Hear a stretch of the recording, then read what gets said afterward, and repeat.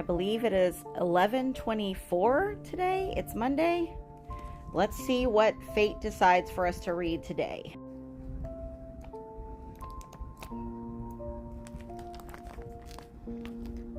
Bismarck's satanic origin and beginnings, Romanovs, Hohenzollerns, and Habsburgs doomed by Satan. Oh, we're doing this. Okay.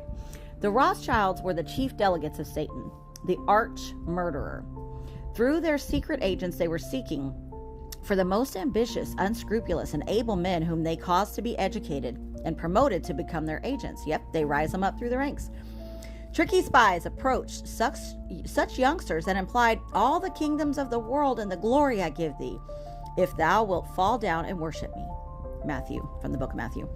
Napoleon having been put down, the Rothschilds needed a new man-killer. They created such a one of Otto Bismarck. His father, William, married Louisa Mencken. The Menkens were blues.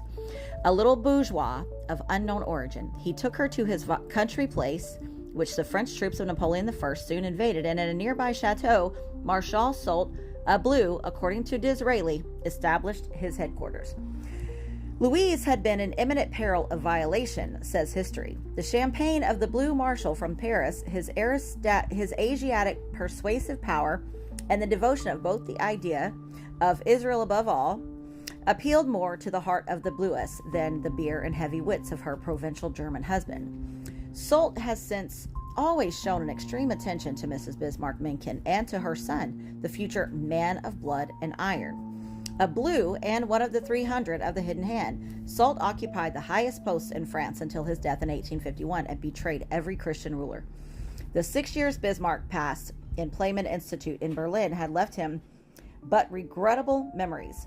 Pellman's Institute with a 6-week course would be better. Like Disraeli, Bismarck was never an able pupil. Bismarck was a very pretty boy, as was Disraeli. His life in Göttingen obliged him to run into debts. For years, their memory has pursued and saddened him. He was found to be corrupting the youth of Jena.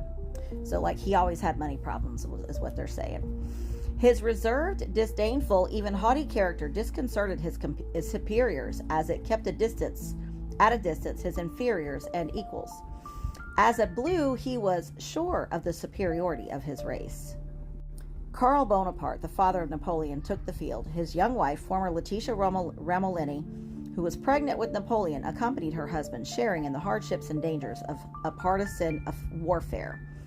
This formed the military inclinations of Napoleon, the same love for blood and iron we see in Bismarck.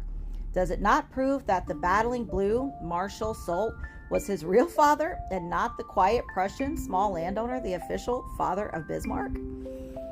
Let's go to this next page. The 3 Christian imperial dynasties, Orthodox, Protestant, and Catholic, were suddenly upset in 1917 and 1918 after centuries of useful reign. It was Satan's revenge for the Holy Alliance of 1815.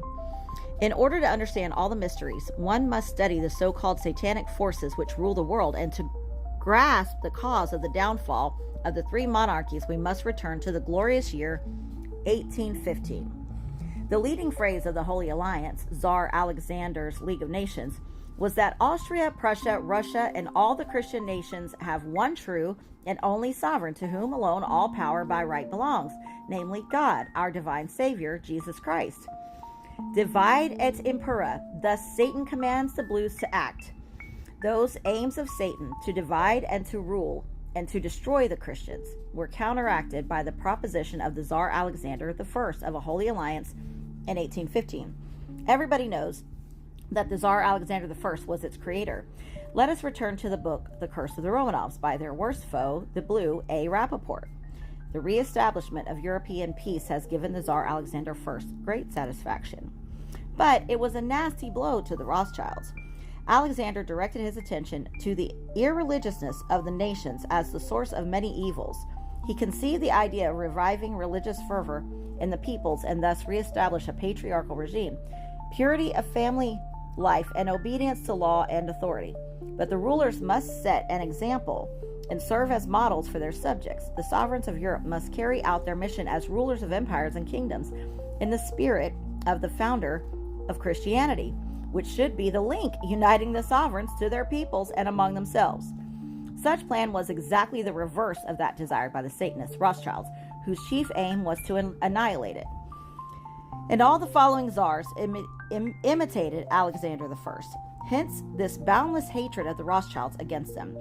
Alexander was the man of the best intentions. He showed himself persistently favorable to views which, to say the least, were 100 years ahead of his time. Alexander I came to the throne of Russia in 1801 anxious to carry out his liberal plans. The fruit of Waterloo was lost because the treachery of the blue Marshal Soult enthroned definitely the blue Nathan Rothschild.